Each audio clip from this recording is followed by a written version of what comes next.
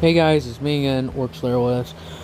Where we last left off, Bell just dueled another wizard's apprentice and won pretty easily with his combat knowledge with trying to get in close. Because in his mind, he didn't know what this apprentice was capable of. So he wanted to end it quickly, in a way, as what he's been told by his father is that the best way to win a fight, even if you don't know all your opponent's abilities, is try to get it over with as fast as possible. Which is what he did. He absorbed a few shots with his staff, shot a few back, then rushed forward, if I remember correctly, and got the kid off balance and had his staff right in his face. After that, Bell helped him up and gave him back his staff after he went and picked it up, saying that it was a good match. Now, for Radagast and Saruman will be training one-on-one today. Saruman asked Bell if he knew how to read. Bell said he knew how to read. His father learned when he was traveling, so he taught him. It's like, good. As he pulls out books and shows them, he's like, I want you to read these and try to comprehend them. They're beginner books, but they should help you. As Bell's like, alright. He's also been talking with Radagast on how to talk with animals, to see if he could also learn that ability. Because he figured it'd actually be pretty neat ability to have just in case. With not Radagast telling him that he could try, but he also wants to know some of the abilities Bell knows. That he would like to know how to make those lights that he does sometimes when he's reading. He's like, sure, I could teach you that. As they're getting along pretty well. As Radagast, even though it's been a short time, seeing Bell as somewhat of an older brother. Being like, so he said he was like 10, yeah. And Radagast is not Radagast, but Bell is 13, Radagast is 10, so. As Bell is reading through this, Saruman is pretty much going through the same steps he did with Bell. He's teaching him how to use Shatter. As he explains it as, you point it in and feel it. So just do that as he's like, raise a little tree or whatever. As it's like a nice little tiny tree. As then he taps it with his staff, and as it doesn't make a shatter like Bell's or like Saruman's or even Bell's. It makes a nice little indent, such as if you got a hammer and hit it. He's like, it's no problem, Radagast. For the simple fact that your affinity is not to combat magic, but woodland magic. Not like this magic, though. So, as he explains it, he's like, alright, just seems like Bell can use so many more spells than me. He's like, he can, but he's naturally gifted. So are you, but he seems to be naturally more ability to learn from a variety of places, as he explains it. As Bell is reading through this, he's reading and looking up things like the history of some magic, what other magic can do, and then there's no dark magic in this book before you think of anything.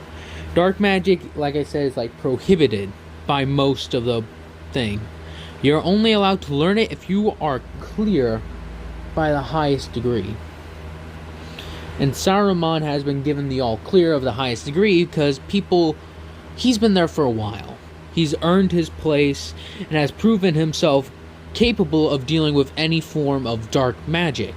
In fact, he's the main one they send after to deal with that stuff, sort of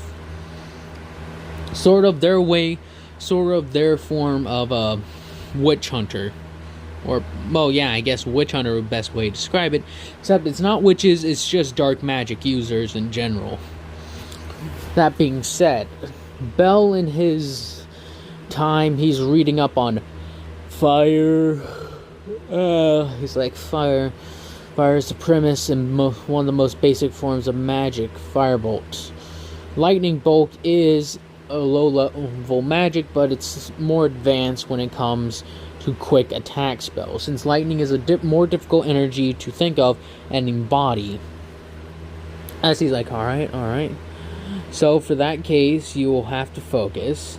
As he's reading it, focus, and chant the word lightning bolt. As he says that, lightning bolt, as it fires off a... It's not a powerful one where it'll blow a hole in the wall. It just like sends out a nice little arc of lightning. Sort of like... Yeah, it just sends out a nice little thing of lightning. Not enough to damage anything. It's like, oh, that's cool. I'll try to train that later when I'm finished reading this book, like Master Saruman says, as he's continuing to read. And they're there for a few weeks, constantly training, and Bell is constantly, like, Saruman is constantly trying to teach Bell more and more about the premise of magic, and how to manipulate it even more, as he's like, now think of this. Take this, as he says, take this, and he's like, now focus. Say, lightning bolt, and feel it flow through you into the sap and out, and causing a scorch. As he's like, alright. Oh, lightning bolt. As it starts charging up a little ball, then it goes, making a loud boom sound as it strikes the ground, making it look like an actual lightning strike. Several people heard that, and some people covered their ears. They're like, what the heck? As they're like covering, as it's like ringing, they're like, as they look over, they see where he shot the lightning. He's like, several people are like several masters. It's like, see, if you keep working at it, you'll have magic like that one day. They're like, so Bell is also an encouragement for many others to step up their game, you could say. They're throwing themselves into their studies even more so than they were before, as Bell's been doing it, because they've been training. Like I said, most of these people are probably older than Bell and have been training and researching. But since the time here, they've like slacked off a little bit. But with Bell, he didn't know if he was gonna have, like, how long he'd have, so he just tried to absorb as much knowledge as he could from Saruman in the first place. Because he's like, if I ever find someone who will teach me magic, I'll just stick and just absorb everything like a sponge. As he held to that, he quickly mastered and kept on training himself on even the most basics of spells to a point not mastery, but to precision, almost to mastery. And Saruman's only giving him more magics to master, so Bell's just eating all this knowledge up. Sort of like Magnus the Red in 40k. He's like, knowledge, give me. Magnus is, by the way, essentially a space wizard. Yes. As he absorbs all this knowledge, and as much as he can, he's reading the books, looking in detail, and reading. Sometimes he'll even read a page several times to get the full understanding and try to memorize it. As it talks about fire elementals, ice elementals, all the different elementals, even some things about the myth of the storm giants. Like you see in The Hobbit, he's like, giants that come out through the storm made out of boulder and rock, who constantly clash with one another. It's like, that's neat. But anyways, as he continues to read, he, like I said, are delving. And this is, weeks are passing at this point. He's constantly studying and training himself. To the point that where Saruman's like, take it easy, Bell, you must rest to give the knowledge time to set in. He's like, alright, he's like, now, eat, and then you'll take a break. He's like, a break? Yes, a break. You've been training a lot, and a few things may start kicking off again. As I'll say, by this time he's 14. It was about 13 and a half when Saruman arrived, and it's been about 6 months, so. Sorry. As he's like, yes, sir. As he's like, yes. And Radagast has been doing quite well as well. He himself is having trouble reading. Later, I would like you to teach him a little bit more to try and help him get the full concept. Yes, sir. He's like, thank you, Bell. He's like, no, I have business with the council. He's like, yes, sir. As he runs off to go talk with the council. And several of them, actually a few of them say, so, you're students. We heard you've taken on apprentices? He's like, yes. Though they are quite young, they are quite talented. My first one, Bell, seems to be gifted in all forms of magic so far as I know. Fire, lightning, light magic, illusionary magic, sort of telekinetic magic. He's very multitasked. And the other one, Radagast. Though he is young, his affinity with animals and plant life is better than any of I've seen that hadn't dedicated themselves to it. He apparently talks with a lot of the animals. And the animals also talk with the Ents.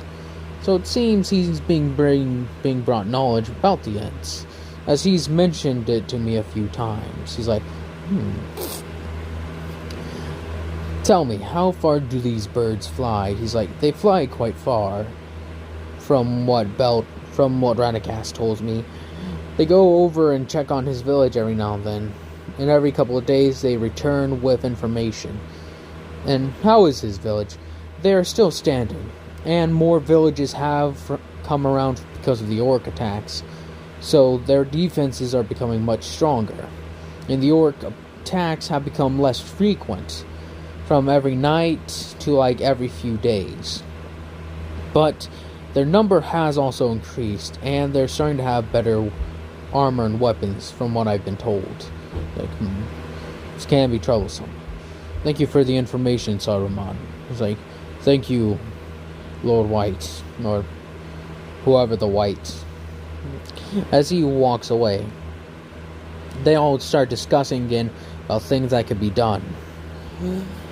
Bell, at this point, was teaching Radagast some of the words to read. He's like, see, this is try to sound it out. This is your name. It's Radagast. It's like Radagast. He's like, yes. See. Now, as he starts on off with his name and then some basic words. You understand basic words, correct? He's like, yes, alright. Spell sword. Not sword, but bread. Spell bread. He's like, Bread. He's like, good. Alright, now straw. Straw. And wood. As he's like, alright, understand normal words. Do you understand other words like sword and such? As he's like, it's SWOR? He's like, yes. I don't know why, but it is. As he then goes on to explain the rest of, trying to explain as much as he can, while also taking breaks to study more of his magic. As Saruman told him to take a break, but he can't really rest now. He's kind of restless when it comes to knowledge. At least for now. That being said, Saruman comes back after speaking with the council and speaks with Bell about how Radagast is doing. He's like, oh, he's learning quite well. It's like, you tired, Bell? He's like, tiny bit, sir, but it's nothing. Radagast is a quick learner. Like, his learning, he does learn reading and such very quickly. He is very smart. Like, that's good to hear. Now, as for the rest, as when they're talking, a rider comes from another place, as it's like, as several people are like, see some of them, as it's like, rider at the gate! Well, not rider, but actually, it's elves. He's like, as they sound a horn that, like, sounds very elegant, you could say. It's like a very graceful. As then the elves come riding in, it's like, the White Council is up there. Saruman's like, oh, it's Saruman, not Saruman, but Radagast, Bell, come with me. And they have been outfitted with robes now. They aren't just in the same clothes every day. As Bell and them come down, they're like, so, what's that? He's like, they are elves. You have never seen an elf, have you? It's like, no. Well, here's your chance. I wonder what elves have come to visit today. And it's like, yes, sir. As they see him, and they're like, that's the elves from the Three Kingdoms. I believe, like Mirkwood, I believe it's Lothlorien, Mirkwood, and Rivendell are the three city of the elves. The dwarves have 7 kingdoms. 7 kingdoms for the dwarves. And then there's, for mankind, there's like 9 kingdoms. As they see the elves approach with a royal guard. As there's Elrond, Lorien, and I forget the other guy's name. What was his name? What was his name? I can't remember the guy's name. The guy from The Hobbit, I forget his name. Stupid. Legolas, his father. Actually, Legolas came in his stead, saying that his father wished to stay there in case something were to happen. That his son would probably do well to have some experience in political matters. As they're all looking at him, he's like, I've never seen an elf before. As Galadriel go by, she's like, she's pretty. He's like, yes, she is said to be one of the most beautiful elves in all the land. As they say that, Lorien looks over to them. Bell, Radagast gets scared and hides behind Saruman, and then Bell just stiffens up. Not in that way.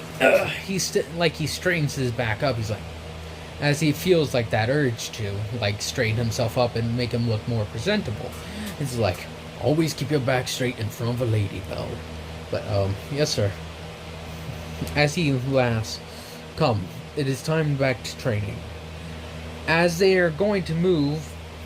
And Bell does have his little sword with him at all times. He's like, alright, so what are we working on now? Now we will be working on... Sorry. Why am I yawning? He speaks with Bell saying that they'll focus on a few other spells. There's one that he's actually been meaning to teach Bell, which is the actual... I forget what it's called. Well, it's a few other things, like a thing called flame spout, where instead of just a fireball, because Bell has advanced quite rapidly in these 6 months, so Saruman wanted to up his level with more powerful offensive magic, and Bell has been training all the magic he's learned. To some degree or another. He's like, now, watch me. As he sticks out his hand and says, fireball. As he launches it, it makes a big explosion, like a little explosion. Not a little, little thing of fire, but it's a legitimate explosion. Like a grenade almost. Bell's like, whoa. He's like, now, to teach you this, you must focus even more so on controlling the fire. That way it doesn't go out of control. That way it doesn't go crazy, and it hits its mark and then explodes. He's like, yes, sir. As they're doing this, a few of the elven soldiers who were given permission to, stand around there are actually watching the wizards do this. As Bell shows off his fire magic as it goes boom. It's like, well done, Bell. Now, I wish you to hold up your shield and see if you can withstand a fireball. He's like, yes, sir. As he holds it up, digs his feet into the ground, is sort of leaning forward, prepared to hold it like he was holding a line. As then the fireball connects with Bell's shield as it goes, boof. And then it not flickers, but, well, I guess somewhat lessens and gets right back up to full strength. He's like, well done, Bell. In these short months, your shield has gone from just being able to protect against stones to being able to protect against an actual magic attack. Well done. It's like, thank you, sir. It's like, now, Radagast. As for you, as Radagast is like, alright, he's like, Bell, you said I want you to try and, well, not want you, but not to teach. Sorry, I'm stumbling on my words. I will be focusing on helping Radagast here learn Magic Bolt. A very simple form to like protect himself. He's like, I want you to continue to practice with Fireball. It's like, yes sir. That's just like Fireball. As it's a constant blast of magic. Sorry, I went quiet there for a second. I had to sneeze. And I held it in. As Bell and them continue forward with their day training, and the elves are kind of impressed. They don't have many magic users. Well, they have quite a few magic users. It's just that they've been around for a long time, and none of the other younger elves have shown any magical capabilities yet. And it's more or less, you gotta be born with the talent, more or less. You can learn it, but it's very, very difficult to learn. That being said, Bell also, when he like stops to like rest for a little bit to stop magic, he also pulls out his sword and practices. And the elven soldiers are like, hey, look at that. He's holding that sword. Like, it's that, yeah, that's an actual sword he has. It's like, Think his father was a soldier? He's like, probably, most likely. Father probably trained him in the arts of combat. As a few of the elven soldiers call him over, Bell looks at Saruman. He's like, don't be rude. As he walks over, he's like, can I see that your weapon? As he hands it to the guy, he's like, it's good for someone so young. As he's like, as he pretty much tells Bell to hold this, as he hands him his own sword, as it's actually very, Bell's like, he was expecting it to be very heavy with how big the sword is compared to him, but it's actually relatively light. He's like, oh, see, it's light, isn't it? As light as this little sword right here. As he explains it, that's how the elves make our weapons. Very light. Other places you go, depends. The dwarves make their armor sturdy and heavier than ours. But they themselves are strong people. It's like, he's talking about elves in a good manner. He's like, we must acknowledge aspects about our own races. We're more elegant and graceful. Dwarves are strong and sort of sturdy. Some wounds that would kill a dwarf would actually. Some wounds that would kill an elf would only slow down a dwarf in some occasions. As he explains it, he's like, well, yeah. As he's like, hands his sword back, he's like, now get going. He's like, yes, sir, as he hands back his sword. It's like, It's good to see that's one of these wizards is defending themselves with a sword instead of just magic. Magic can't always be there to save them. Saruman's like, well done, Bo. As then, like I said, he goes back to training his magic after taking that rest. As he's right back at it. And he's sweating too. It's like, it's time for go to the bathhouses. I believe they have bathhouses. Go to the bathhouses, you do. You reek. It's like, yes, sir. As they go. Magic takes care of their clothes and such, get cleaned, I guess. And they themselves get washed up. That being said, what is it? Yes. A few days go by. The Elven lords are speaking with the Council of Wizards, trying to figure out what's the best way, as they too have noticed that orcs attacking some parts of their lesser, like their outskirts of their villages, also but trolls going deep inward since elves tend to keep to themselves. Ironically, since it rhymes, elves keep to themselves. They tend to like stay only inward and rarely go out unless something's truly important. Elrond says, wild roaming packs of warg riders have been spotted in my lands. Galadriel states how orcs have been going around the very outskirts of her own forest. And Legolas speaks on how monsters like giant spiders and goblins have been roaming around his domain as well, or his father's. As it's like, this cannot be a coincidence. One of the servants, Saruman and his apprentices, too had fought off several attacks against orcs that have been attacking human villages. Then what the humans, as concerned as we are, is what Legolas says. Humans believe that that each village has their own defenses at the ready, and they typically can defend against them. And if something truly bad does happen, some towns already have walls, so lesser defended villages will pack up and move to them, denying the orcs food and such, and just taking what food they have there, and taking it to to their little fortresses to stay and see if they could repel any attack that comes their way. It's like, it's not a bad strategy to think about. And the dwarves are constantly fighting goblins and orcs on their own turf. They're the main fighters when it comes to them. To be fair, the orcs do house lots of gold and such, so orcs typically want to steal them and kill them. The war between elves and dwarves lasted a long time. Then the orcs came along, eventually by the Dark Lord,